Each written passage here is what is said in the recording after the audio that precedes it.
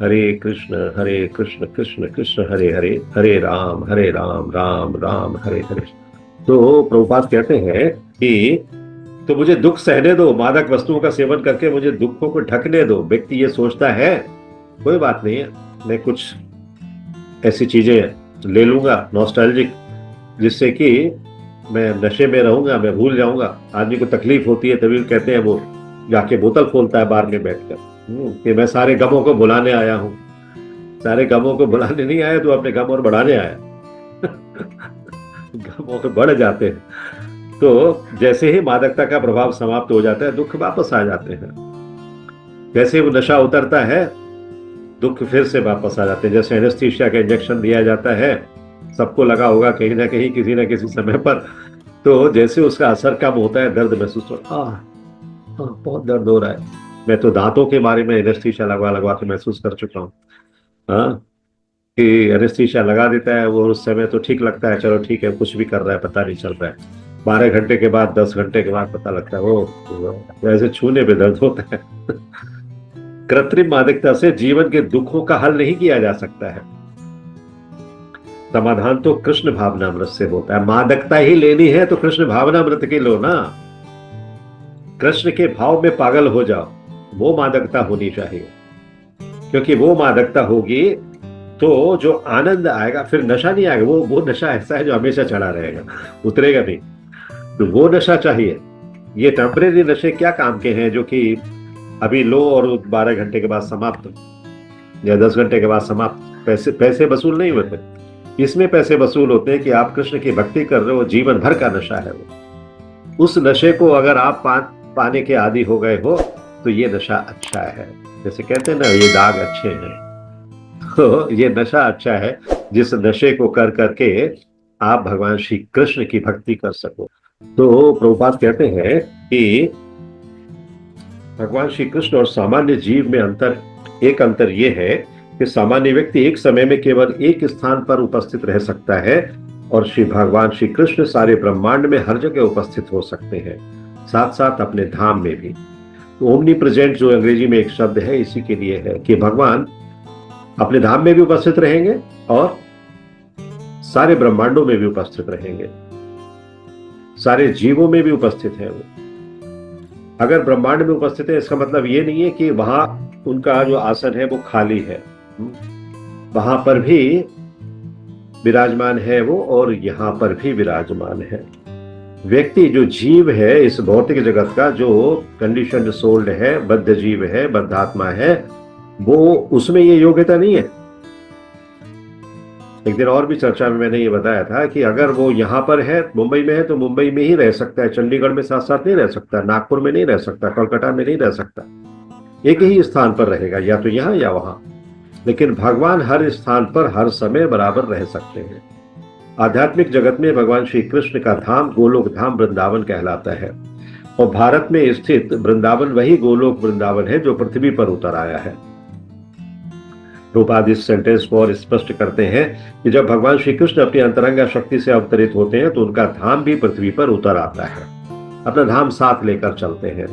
आजकल के समय में ये जो फिल्मी हीरो हीरोइंस हैं या जो लीडर्स हैं, वो अपनी अपनी वैनिटी वैन लेकर चलते हैं साथ में। हाँ, ये वैनिटी वैन में सवार रहेंगे, उसी में सोएंगे, उसी में खाएंगे, उसी में आराम करेंगे, उसी में चलेंगे फिरेंगे।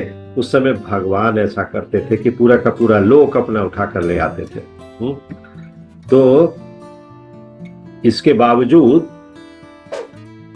अच्छा, दूसरे शब्दों में जब भगवान श्री कृष्ण इस पृथ्वी पर उतरते हैं, तब वे उस स्थान विशेष पर ही प्रकट होते हैं। जो स्थान उनका गोलोक धाम में था, वही स्थान यहाँ पर उपस्थित रहता है। इसके बावजूद भी भगवान श्री कृष्ण का धाम सदैव वैकुंठ के दिव्य वातावरण में बना रहता है। तो जो उनका धाम है, चाहे वो पृथ्वी लोक में हो या फिर किसी और ब्रह्मांड में हो या फिर उनके अपने धाम में हो, वो धाम एज इट इज रहता है, उसमें कोई परिवर्तन नहीं होता। इस श्लोक में भगवान श्री कृष्ण घोषणा करते हैं कि जो उनके निवास स्थान वैकुंठ में आता है, उसे इस भौतिक संसार में फिर कभी जन्म लेना नहीं होता है। ऐसे व्यक्ति को महात्मा कहते हैं। अभी नाप्नुवन्ति महात्माना संसिद्धिम परमम गतः। तो इस महात्मा शब्द के लिए अभी चर्चा करते हुए श्रील प्रभुपाद भी बताते हैं कि भारत में महात्मा की उपाधि राजनीतिक नेता महात्मा गांधी को दी गई थी, जबकि महात्मा से तात्पर्य क्या होना चाहिए? फर्स्ट क्लास कृष्ण भावना भावित व्यक्ति से। एक्चुअल महात्मा तो श्रील भक्तिसिद्धांत सरस्वती ठाकुर थे। एक्चुअली महात्मा तो उनके भी पिताजी थे। एक्चुअल महात्मा तो उनके शिष्य थे, श्रील प्रभुपाद, है ना। तो ये लोग वास्तविक महात्मा है, बाकी तो सब पॉलिटिकल ड्रामा है। महात्मा की पूर्णता यह है कि मनुष्य योनि के जीवन और प्रकृति के स्रोतों का उपयोग जन्म और मृत्यु के चक्र से अपने आप को मुक्त करने के लिए करे। ये जीवन उन्होंने किसके लिए न्यौछावर कर दिया?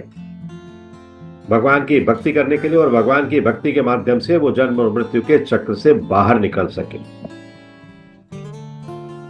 एक बुद्धिमान व्यक्ति जानता है कि वो दुख नहीं चाहता, परंतु दुख उस पर बलपूर्वक थोपे जाते हैं, इम्पोज्ड। आप जो चीज नहीं चाहते वो आपको दी जाएगी। आप मार्केट्स में जाते हो, बहुत सारे बड़े बड़े मार्केट्स रहते हैं, मल्टी स्टोरी, उनमें आप जाते हो, आपको बहुत सी चीजें नहीं चाहिए होती, लेकिन आप पर थोपी जाती हैं। इस प्रकार का एडवर्टाइजमेंट किया जाता है, इस प्रकार के आपको बातें बताई जाती हैं, इस प्रकार से आपको प्रलोभित किया जाता है।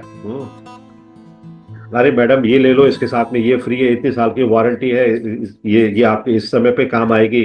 आप लोग पहाड़ों पर घूमने जाते हो तो आपको ये चीज हमेशा काम आएगी, इसको हमेशा घर में सहेज के रखो, बहुत जरूरी है। हर घर में आजकल होती है, चाहे सुबह से उसकी आज तक बिकी ना हो, लेकिन वो आपको यही बोलेगा हर घर में होती है, मैं तो रोजाना 500 बेचता हूँ, आप लेकर जाओ। इस तरह से प्रलोभन देता है कि बलपूर्वक थोपा जाना इसको कहते हैं। और आपका मन नहीं करता है, फिर भी आप चलो कह रहा है, मान लेते हैं, ले लेते हैं, कौन सा बड़ा नुकसान है, और ले जाकर घर में कबर्ड के ऊपर रख देते हैं। तो हम सदैव मन, शरीर, प्राकृतिक उपद्रव अथवा अन्य जीवों के कारण दुख में स्थिति में रहते हैं। तो ये हमारा मन है, सबसे ज्यादा दुखी करता है। शरीर तो उसके बाद में आता है। मन की बातें अगर हम ना माने ना, तो शरीर को भी दुख ना हो। मन कहता है कि मिठाई खानी है तो डायबिटीज हो जाती है।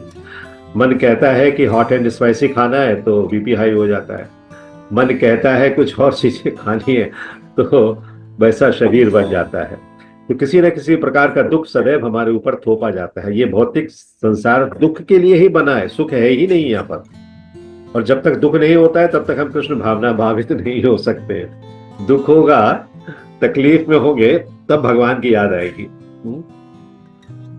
दुख तो वास्तव में वो प्रेरणा है जो हमें कृष्ण भावना व्रत तक ऊपर उठने में सहायता देती है, लेकिन उस दुख का अभ्यस्त नहीं होना है।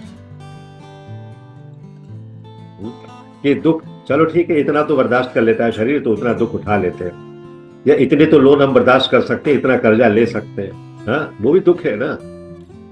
अरे इतने की ईएमआई चलेगी मेरे लिए, मैं 2 लाख रुपए महीने के कमाता हूँ, कोई बात नहीं है, अगर मैं 1 लाख रुपए ईएमआई में निकाल दूं, 1 लाख में मेरा खर्चा चल जाएगा। ये दुखों को सहने की आदत डालनी है वहां तक, ये आप सह रहे हो उनके लिए। आपने अपने आप को इतना फुल प्रूफ बना लिया है कि, या प्रेशर प्रूफ बना लिया है कि वो प्रेशर आपको महसूस नहीं होता। 1 लाख रुपए की इंस्टॉलमेंट बता दो किसी दूसरे आदमी के लिए, पागल हो जाए। लेकिन आपने अपने आप को उस योग्य बना लिया है कि अरे कोई बात नहीं, चलता है, 2 लाख रुपए कमा रहा हूं ना। तो दुख वो प्रेरणा है। जब वो इंस्टॉलमेंट भरी नहीं जाती है, कंपनी पिंक स्लिप पकड़ा देती है, 2 लाख रुपए गए, फिर क्या होता है? फिर आप परेशानी में आते हो, फिर आप दुख में आते हो, फिर आप संकट से घिरते हो। तब कृष्ण भावना भावित या कृष्ण भावना अमृत में आने का आपको अवसर मिलता है। इतना तकलीफ देह मार्ग है। सीधे सीधे क्यों नहीं आ जाते? सीधे आ जाएंगे तो कोई तकलीफ ही नहीं है। क्या जरूरत है 1 लाख रुपए के इंस्टॉलमेंट वाले लोन लेने की, हाँ, या कोई और बीमारियां मोल लेने की। सीधा सीधा आ जाओ कृष्ण भावना अमृत में। तो जब दुखों को लेकर नहीं आओगे तो सुख अधिक महसूस होगा। हाँ, उसकी क्वांटिटी और उसका जो पीरियड है वो ज्यादा होगा। लेकिन जब दुखों को लेकर आओगे तो दुखों को इक्विवेलेंट होते हुए, इक्विलिब्रियम में आते हुए टाइम लगेगा। जब दुख निकलेंगे तभी सुख की अनुभूति होगी। तो एक भक्त सदैव ये विचार करता रहता है कि किस प्रकार वो उत्तम ढंग से भगवान की सेवा कर सकता है।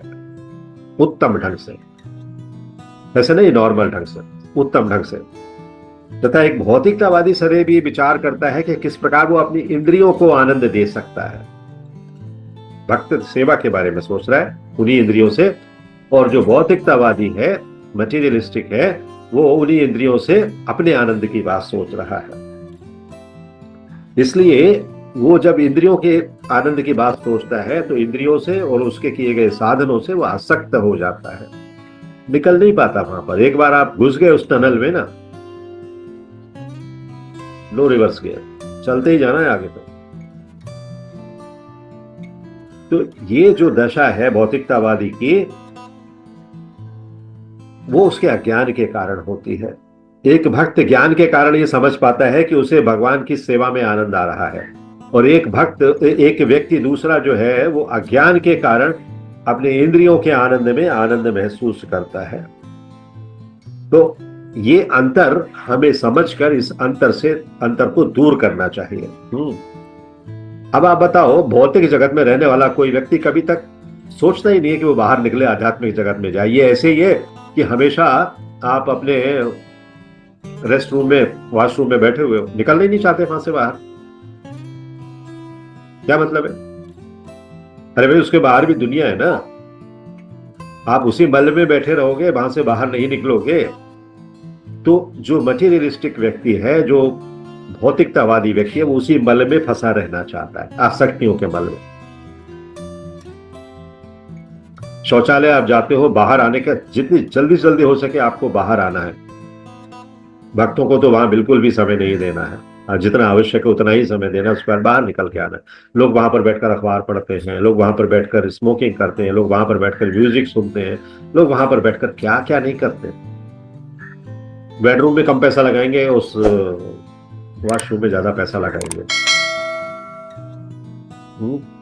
तो एक भक्त के लिए इंद्रिय तृप्ति मल के समान है।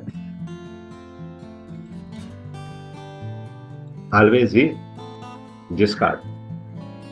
और भौतिकतावादी जिनके सुख का स्टैंडर्ड बहुत लो है, बहुत नीचे है, उनकी तुलना इसीलिए श्रील प्रभुपाद किससे करते हैं? सुअर से करते हैं, शुकर से। ये मल ढूंढता रहता है हर जगह जाकर। उसी तरह से ये जो भौतिकतावादी व्यक्ति है, अपने इंद्रियों का सुख ढूंढता रहता है। तो भगवान ने जो कुछ कहा है भगवत गीता में, एक भक्त जब उन बातों पर विचार करता है तो भगवान को बहुत प्रिय हो जाता है। भगवान ने जैसे कहा, मान लीजिए कि मेरी सेवा करो, पत्रम पुष्पम फलम तोयम, लेकर आओ मेरे लिए, मेरे नाम का गुणगान करो। जहां कहते हैं कि भक्त मेरे नाम का गुणगान करते हैं, वहां मैं होता हूं। तो इस विषय पर भी अगर कोई चिंतन करता है तो भगवान को बहुत प्रिय हो जाता है। और प्रिय का अर्थ क्या है? प्रिय का अर्थ है जिसे सब लोग पसंद करते हैं। प्रिय का अर्थ है जिसका कोई शत्रु नहीं होता है। वास्तव में भक्त का कोई शत्रु नहीं होता है। उन शत्रुओं के लिए भक्त शत्रु होता है, भक्त के लिए कोई शत्रु नहीं। अंतर समझ रहे हैं ना? जो शत्रु है उसके लिए भक्त शत्रु है, लेकिन भक्त के लिए कोई शत्रु नहीं। वास्तव में भक्त का कोई शत्रु नहीं होता है। क्यों नहीं होता है? क्योंकि भक्त केवल दूसरों को कुछ ना कुछ प्रदान करता है। कुछ नहीं तो अच्छा एक दृष्टांति बता देगा, कोई कथाकांक्षी बता देगा, कुछ प्रेरक प्रसंग बता देगा, आपके लिए नचवा लेगा, कुदवा लेगा, हरिनाम करवा लेगा, प्रसाद का सेवन करा देगा, कुछ ना कुछ देता ही है। वो एक पुस्तक ही दे देगा, छोटी सही चाहे। वो केवल लोगों को भगवान के संबंध में उनकी वास्तविक स्थिति समझाने में ही रुचि रखता है, और किसी चीज में नहीं। जबकि जो शत्रु होता है वो क्या सोचता है? ये तो अभी 5 साल पहले ही जुड़ा, इतना ऊंचे कैसे पहुंच गया? इसकी प्रोग्रेस इतनी ज्यादा कैसे हो गई? इसको तो नीचे लाना पड़ेगा भाई, ये तो बहुत ऊपर जा रहा है। वो इस तरह से सोचेगा, प्रसाद खाता जाएगा और सोचेगा उसकी जड़ काटने के लिए। वो शत्रु है। तो जो भक्त है वो अपने लिए कुछ नहीं सोचता है, कुछ नहीं करता है, क्योंकि उसके लिए तो भगवान कर रहे हैं ना। उसे अपने लिए कुछ भी नहीं चाहिए। एक भक्त केवल भगवान से संबंधित जानकारी लोगों को प्रदान करता है, जैसे श्रील प्रभुपाद कर रहे हैं। तो एक जीवात्मा अपनी दयनीय स्थिति से ऊपर उठ सके, इस दुखालय में शाश्वतम से ऊपर निकल कर आ जाए, इसका प्रयास हर एक भक्त करता है। ये जो यात्राएं करते हैं, प्रवचन करते हैं, कीर्तन करते हैं, नगर संकीर्तन निकालते हैं, गुणगान करते हैं, ये सब क्यों किए जाते हैं? इस्कॉन में ये सब चीजें देखी है ना आपने, क्यों की जाती है? इसीलिए की जाती है ताकि अधिक से अधिक लोगों के हृदय को जाकर टच कर सके, अधिक से अधिक लोगों के हृदय पर कुछ प्रभाव डाल सके, कुछ उनको प्रभावित कर सके। तो श्रीमद् भागवतम के 6वें स्कंद में कहा गया है कि संकीर्तन क्रिया को अपनाने से, संकीर्तन की जो एक्टिविटी है ना, कीर्तन करने की, उसको अपनाने से समूचा विश्व प्रसन्न बन सकता है। हरि नाम हरि नाम हरि नाम, हरि नाम संकीर्तन यज्ञ विश्व के कोने कोने में आज श्रील प्रभुपाद ने फैला दिया। और इसीलिए वहां पर भी कहा गया है, तात्पर्य में श्रील प्रभुपाद लिखते हैं कि हरिनाम संकीर्तन से पूरे विश्व में शांति बन सकती है, शांति आ सकती है, पूरा विश्व प्रसन्न हो सकता है। इसलिए संकीर्तन आंदोलन भगवान के रूप में पूर्ण पुरुषोत्तम भगवान के संपर्क में आने के लिए सबसे सीधी एवं सरल प्रक्रिया है, कुछ और नहीं चाहिए। ओनली एंड ओनली संकीर्तन। संकीर्तन में तीनों चीजें शामिल हो गई। आप कीर्तन भी कर रहे हैं, प्रवचन भी सुन रहे हैं और प्रसादम भी ग्रहण कर रहे हैं। हरे कृष्णा कृष्ण कृष्ण हरे हरे, हरे राम राम राम हरे हरे, हरे। If you like this video, press the like button and share it with your family and friends. If you want to watch more such videos, please subscribe to our channel, and for getting updates, press the bell icon.